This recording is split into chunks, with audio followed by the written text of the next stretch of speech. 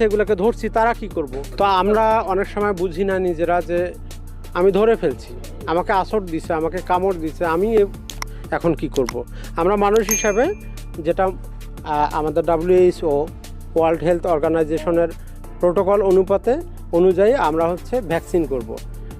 যেদিন আমরা মনে করব যে আমাদেরকে আক্রান্ত করছে, আমাদেরকে হচ্ছে কামড় দিছে, আছর দিছে বা লালা আমার শরীরে লাগছে, সেদিন একটা দেব, একটা 7 দিনের দিন দেব, একটা হচ্ছে 21 দিনের দিন, আর একটা হচ্ছে 28 দিনের দিন। এটা হচ্ছে র্যাবিজ ভ্যাকসিন আমরা করব, এটা হচ্ছে পোস্ট এক্সপোজার। এর বাইরে যদি আমরা যারা সাধারণ জনগণ আছি, যে এখন যেহেতু র্যাবিজ প্রায় অনেক জায়গায় ছড়াচ্ছে, আমরা কি করতে পারি, আমরাও নিজেরা এটা প্রি এক্সপোজার ভ্যাকসিন আছে যেটা হচ্ছে হওয়ার আগে দেয়, এই ভ্যাকসিনটা আমরা হচ্ছে ওই একই নিয়মে আমরা হচ্ছে 3টা ভ্যাকসিন করব। তখন একটা আজকে যদি করি, একটা 7 দিন পর, আর একটা হচ্ছে 21 দিন পর। এই 3টে ভ্যাকসিন আমরা আগাম করে নেব। এটা হচ্ছে প্রি এক্সপোজার ভ্যাকসিন।